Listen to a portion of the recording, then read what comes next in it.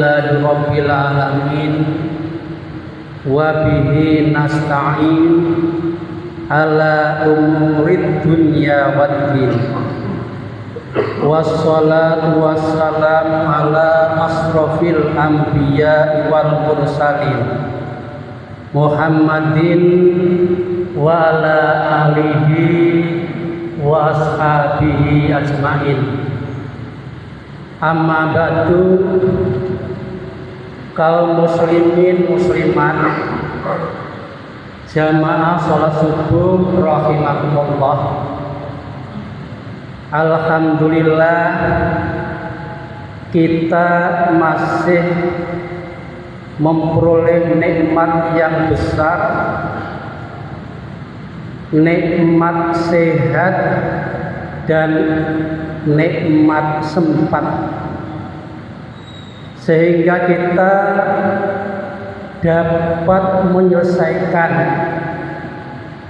puasa Ramadan kita hingga 24 hari. Hari ini masuk pada hari yang ke-25. Mudah-mudahan nikmat sehat, nikmat sempat ini masih terus melekat pada diri kita, sehingga kita bisa menyelesaikan puasa Ramadan ini dengan baik, tuntas, dan mudah-mudahan kita kemudian memperoleh keberhasilan puasa Ramadan, memperoleh predikat insan yang takwa. Dan inilah para jamaah yang menjadi tujuan puasa itu sendiri, yang tercantum di dalam surah Al-Baqarah ayat 183. Semoga ibadah puasa kita ini diterima oleh Allah Subhanahu wa Ta'ala, dan kita tetap sehat sampai akhir nanti. Jamaah rahimakumullah, pengajian kita pagi ini berjudul Indikator Keberhasilan Puasa Meraih Predikat Insan Takwa. Puasa yang kita lakukan para jamaah, apakah puasa kita ini berhasil memperoleh derajat takwa atau tidak? Itu bisa kita ukur, bisa kita ketahui melalui indikator-indikator. Di antaranya indikator yang pertama adalah istiqomah. Setelah bulan Ramadan ini berakhir, kurang 6 hari lagi, maka bukan berarti garis finish puasa kita, bukan berarti puasa kita berhenti, tidak. Justru dengan berakhirnya bulan Ramadan tersebut merupakan titik awal kita berpuasa sunnah. Islam sangat menganjurkan puasa sunnah. Maka puasa Ramadan ini kita istiqomahkan, kita dawamkan, kita lanjutkan dengan puasa sunnah.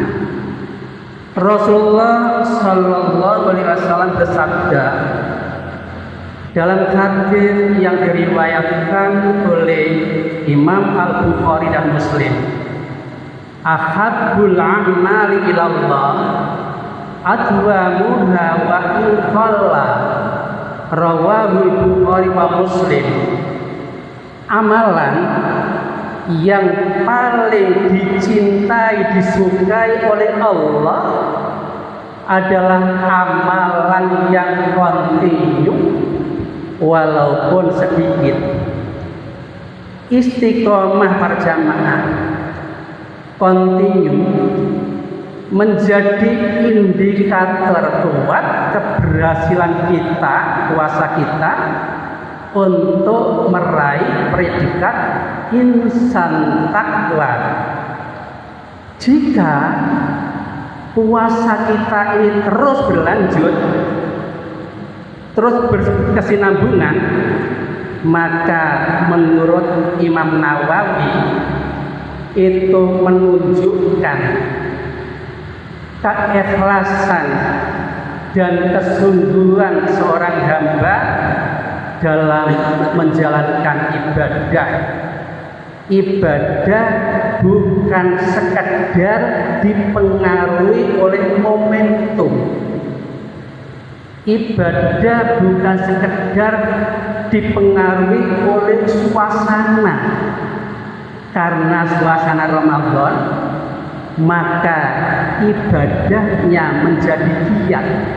Tidak seperti itu. Tetapi itu tadi ada kesinambungan, ada istiqomah dari ibadah yang satu kepada ibadah yang lain. Itulah sebabnya para jamaah, maka puasa Ramadan ini kita lanjut dengan puasa sunnah.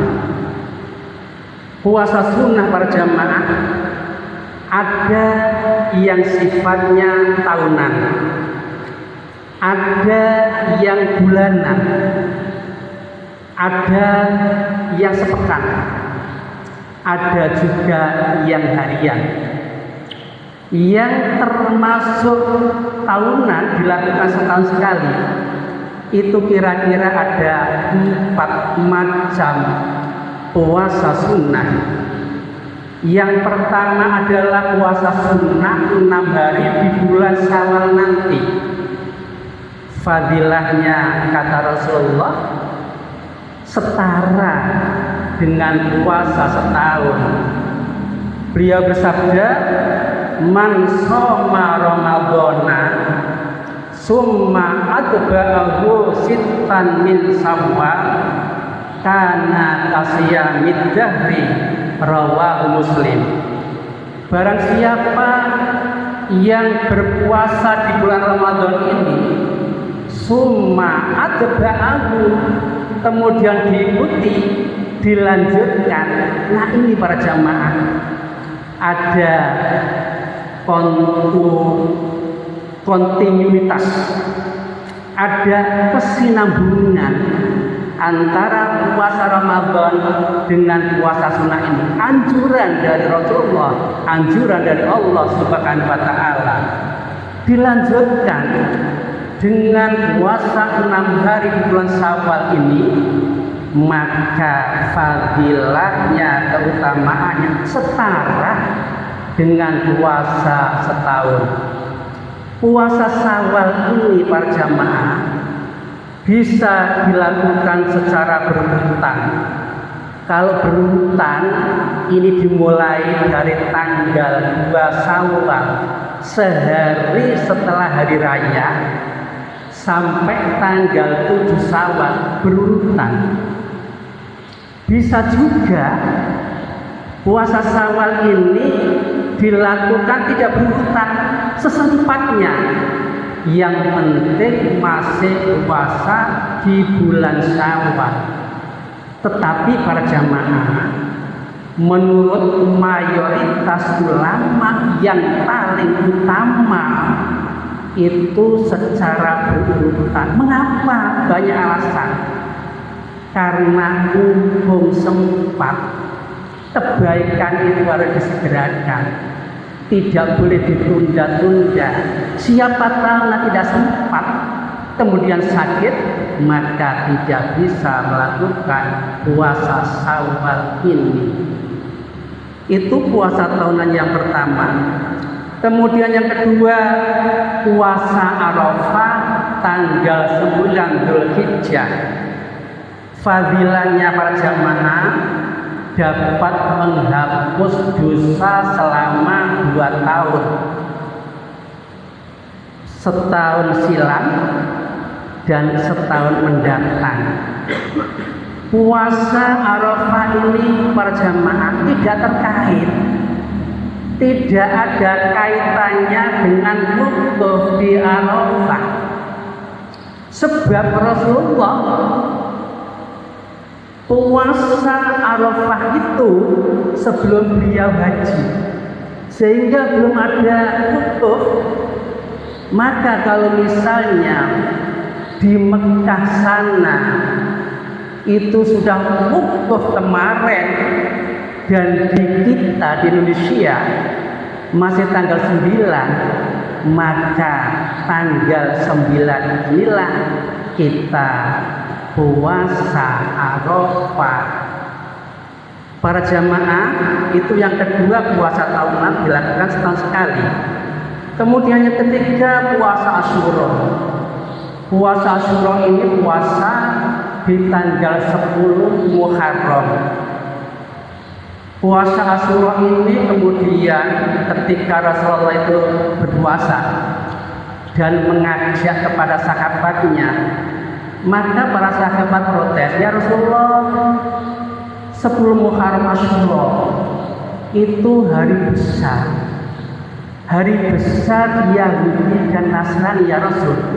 Ya sudah, kalau begitu biar tidak tasabuh, tidak menyerupai ibadahnya orang Yahudi Nasrani, tahun depan kita nambah dengan puasa Tasu'a, puasa di tanggal 9 Muharram.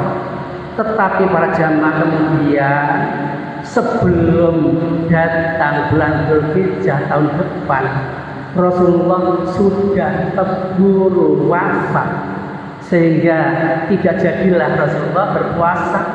Tetapi karena itu sudah merupakan nazar, merupakan azam, cita-cita Rasulullah, maka kemudian dilanjutkan oleh kita sebagai umatnya. Ada juga yang mengatakan ditambah selain Tasu'a, itu juga ada di tanggal 11. Tetapi kalau kita baca hadisnya, ternyata hadisnya itu hadis palsu, sehingga tidak bisa dibuat dasar. Kemudian yang keempat, puasa Sya'ban. Puasa sunnah Sya'ban inilah para jemaah yang paling banyak dilakukan oleh Rasulullah.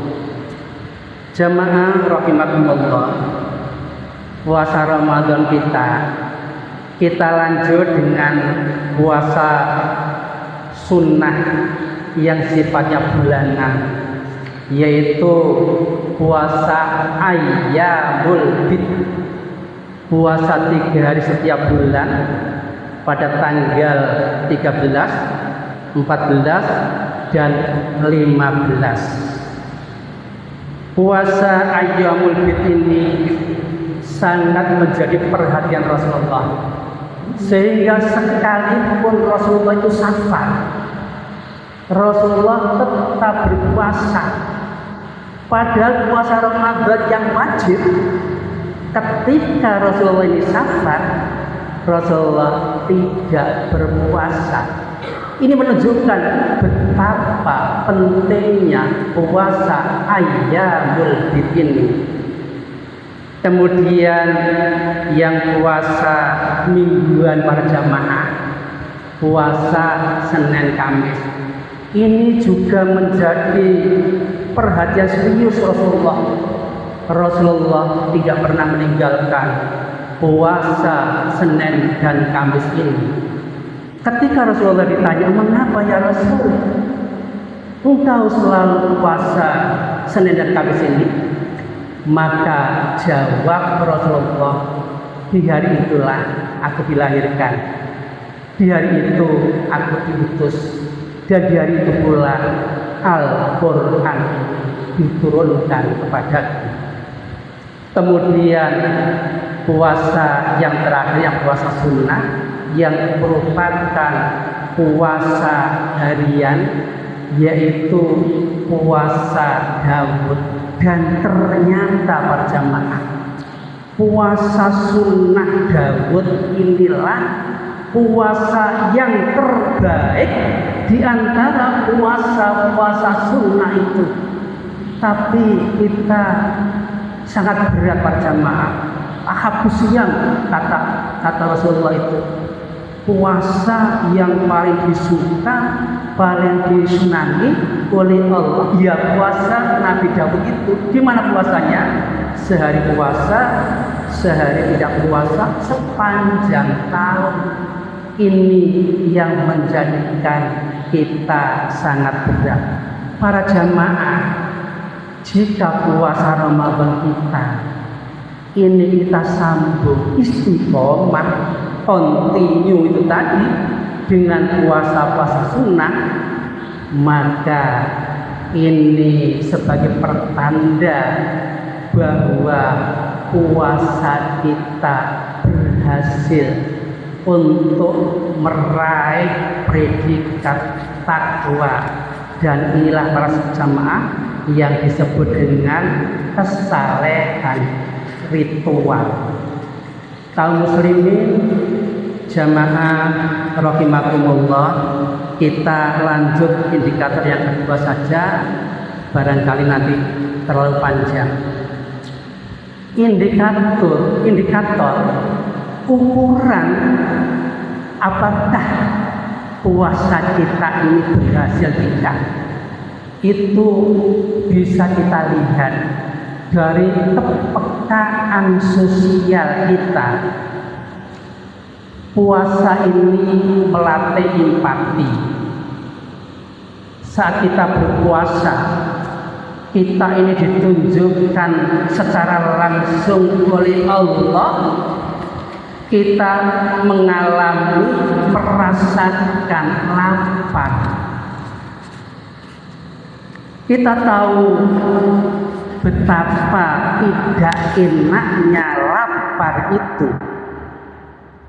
Badan kita jadi lemas,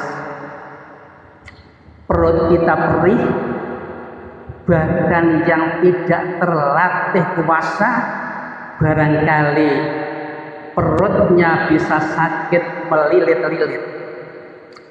Orang yang merasakan penderitaan lapar ini tentu akan bisa memahami betapa sengsaranya para fakir dan miskin. Itulah sebabnya di bulan Ramadan berpuasa ini kita kemudian tergerak untuk melakukan sedekah. Kita kemudian tergerak untuk memberikan iftar, memberikan berbuka puasa, memberikan makan sahur kepada orang-orang yang mampu ataupun tidak mampu, terutama yang tidak mampu. Kemudian yang mampu kemudian kebetulan itu iktikaf di masjid, maka kita bergerak hati kita untuk memberikan makan sahur, memberikan berbuka puasa berjamaah, pahalanya puasa. Memberi makan sahur ini walaupun tidak ada dalil naklinya, hanya ada dalil akli saja, maka juga berpahala puasa. Bahkan menurut ulama bahwa pahala memberi sahur ini lebih besar ketimbang memberi berbuka, memberi iftar. Karena di sana disebutkan tasahharu fa inna fis sahuri barokah.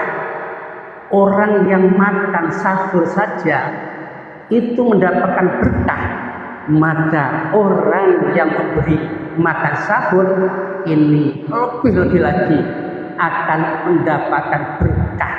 inilah yang dikatakan oleh ulama bahwa memberi makan sahur itu pahalanya lebih besar. Karena di bulan puasa ini kita ada kepedulian sosial yang luar biasa, lalu itu bisa kita lanjutkan di bulan-bulan selain bulan Ramadan ini, maka itu menandakan bahwa puasa kita ini berhasil untuk meraih predikat takwa.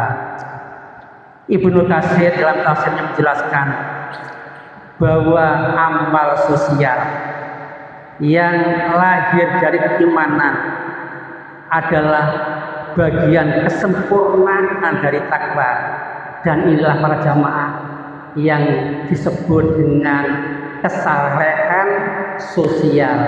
Mudah-mudahan para jamaah puasa yang kita jalankan insya Allah sebulan Ramadan nanti itu kita akan memperoleh hasil sesuai dengan tujuan puasa kita. Kita mendapatkan predikat orang-orang yang bertakwa, karena orang yang bertakwa ini para jamaah kemudian akan bersemangat terus untuk beribadah kepada Allah dan akan selalu tumbuh rasa empati, rasa kepedulian kepada sesama. Mudah-mudahan ini bermanfaat bagi kita.